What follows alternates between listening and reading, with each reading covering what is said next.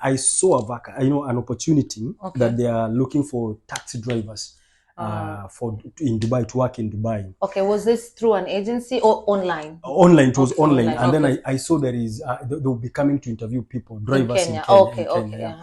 So I remember I was 8 years old when I went to street for the first time, and it was partly because of influence of my friends who were on the streets already. So they would come in the evening and show me a lot of money, and they would say, you know what, Ruben, what you need, you just need to go out there and you start begging people for money, and they'll dash you a lot of money. So I tried on the first day. It worked very well. I went and came back home with a lot of money.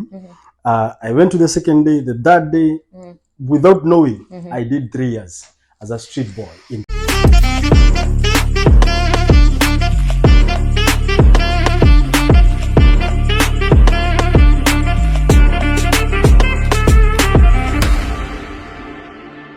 Hi guys, welcome to the Nabs of Life, and for those who are new here, please make sure you subscribe so that every time we post a new video, you'll be notified. Okay, so today we have a special guest. I don't want to introduce him, I want him to introduce himself. He's also a YouTuber, and he's just going to tell us a little bit of his life, how he came to the UAE, what he's up to now, and just share. We just get to know him. Leo tunamchambua, yeah? Okay, so tell us, what's your name, where you're from? Thank you. Nice to meet you once again. Nice to meet you too. I also want to appreciate you giving me this chance. I know your schedule is really tight. There's a lot of people waiting to sit where I'm seated. And for me to have this chance, I really want to appreciate. I'm humbled. Thank you. For my name is Reubens Favor Githaiga Mwangi. I'm from Kenya, specifically Thika, Kiambu. Okay. And currently I'm based in Dubai. So where were you raised? You were born in Kiambu, right? I was born in Thika, now Kiambu County. Okay, so tell us about your life when you're in Kenya. So where did you go to school? You grew up in Kiambu as well, right? Where did you go to school? Okay. I was born and brought up in Thika, to be precise. And I went for my primary school, I went to a certain school in Section 9. It is a rich neighborhood in Thika, by the way. Okay. For my primary school, that is year 1 all the way to year 5. When were you born? You were doing years. Class 1 to 2. Okay. And then I was not really a good person as per se, because I got expelled from primary school. And we used to do a lot of pite theft. We would steal things around the village and all that. So I got arrested and taken to approved school. That is, they are called currently rehabilitation centers. Okay. So that's how old were you when you were taken there? Will I remember? It was quite some time, but okay. I was really young. So I was taken to Odaya approved school, that is in Nyeri, and that's when I cleared for my class 8. I managed to pass very well, by the way. I was position 2 in the whole class. So did you transition and stop the petty theft? After that, when you finished, you still continued? I still continued all the way to when it was still in me. It's like it is inborn, but it was at that time. Yeah, it was at that time, because I was really good in it. And being young, people never used to suspect me. So the big boys would use me to go and steal and get things for them, and then they would give me just a little money here and there. But now it was from a part of a gang. Okay. Yeah, we were. Of course, I was living. I don't know whether you know Thika well. There is a slum called Kiandutu. Okay. Yeah, it's one of the biggest slums in Kiambu County. Okay. And it is really, crime there, it's just like... so they got you from there? Yes, they got me from there. Okay, so after school, did you do anything else apart from that? Did you work? Did you do anything after school? That is after you completed class 8? Class 8. High no, school? no. After I finished class 8, my mom was not really... I was raised by a single mother, because my dad was by then they had divorced. Later on they reconciled and got back together before my mom passed on. So she didn't manage to take me directly to high school, but by the grace of God, I won a scholarship from Japan for 4 years. So I was admitted in Kenyatta Mahiga, that is in Nyeri County, for the next 4 years of my life. So we thank God that I never struggled with school fees. Yeah, for sure. Okay, so after high school, what happens? After high school, what did you do? Okay. After high school, okay, I lost my mom in Form 1 December. Oh, I'm sorry. And it really affected me so much. I'm sorry. Especially on my performance. And then I was facing a certain stigmatization from other students. You know, the transition from a private school, and these schools are known for notorious boys. You know, we could, you know, if I was above 18 years old, I would have been taken to committee, but because I was underage, that's why I was taken there. So it's an equivalent of committee for the kids. For younger. Okay. So most of the guys in now my high school, which was with normal kids, meaning that kids that were not from. So when they learned about me that I was a chokora, I was a thief, and I was taken to a private school, they began fearing me. You know, like they were separating me. So that one, that stigma, which is really unfair. So it really affected my performance that I didn't perform very well in high school. In high school, okay. So after I finished, I just went and began doing manual works, you know, like being a watchman, being a construction guy, and, you know, selling sweets and hawking even water. I've done a lot. It has been a journey. I can tell you for free. Sure. So after that, like, okay, so you said you just kept doing manual jobs just to keep to keep going, you know. Okay, so what made you decide to come to the UAE? Okay, that's a good question.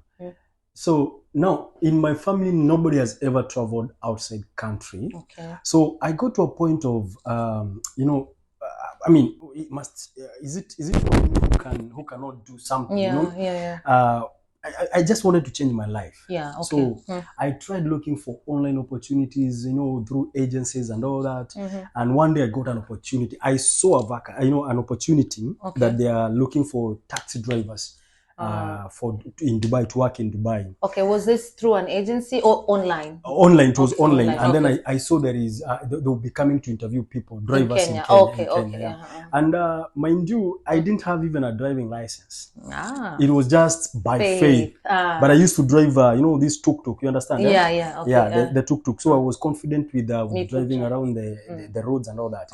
So I applied and immediately went for driving classes. Oh, okay. Applying by faith. I applied online and then I went for driving classes. So I got the license and I waited for them to come.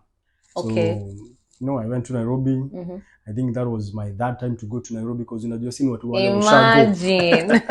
You know, faith can move mountains by the way. I went to Nairobi. I met big boys, you know, people who have been driving trailers, buses, you know, matatu, mazile manganya. People with experience. People with experience. And I was just there, you know, being just of my age, of my height. I just went there looking like a schoolboy. I presented all my papers and they did interview for me. I was confident enough. And, you know, I impressed the interviewers. The interviewers, and I got an opportunity to come to work as a taxi driver. So how was the process? Okay, so they do the interview for you. Do they hire? I mean, do they do the visa for you while in Kenya?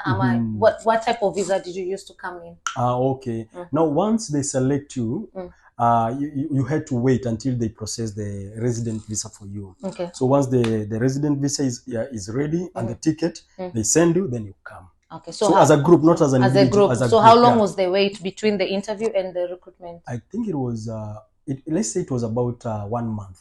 You didn't even tell us which website was that you found? Metro Taxi. Metro Taxi. Metrotaxi.com. Just metrotaxi.com. Metrotaxi.com. Only that. Okay. Okay. So they do the visa for you. Yes, they did the visa for me and the air ticket. They received me in the airport, took me to the accommodation. You know, it was smooth. I thank God it was smooth. I didn't struggle that much to come by the way. So what was your first impression of the UAE? So umefika, you've arrived, they've taken you to the accommodation. What was your first impression of the UAE? First and foremost, I have never seen, you know, tall buildings as these ones in UAE and the good roads. You know the way it is in Africa. It's amazing, so I was looking forward to come by the way, and I was so excited about it. So when I landed here, my sister, ile joto ilikuwa huko, you know, the heat. I've never experienced that kind of heat. So the humidity, you know, it was too much for me. So that's when it clicked that I'm no longer in Kenya, in Thika, to be precise, Kiandutu slums. I'm now in the land of, Dubai, and I was so excited and so happy, and I was looking forward to what, you know, was in store for me. So how long did you work with this taxi company? I did 3 years with them. 3 years. Yeah, until my contract finished.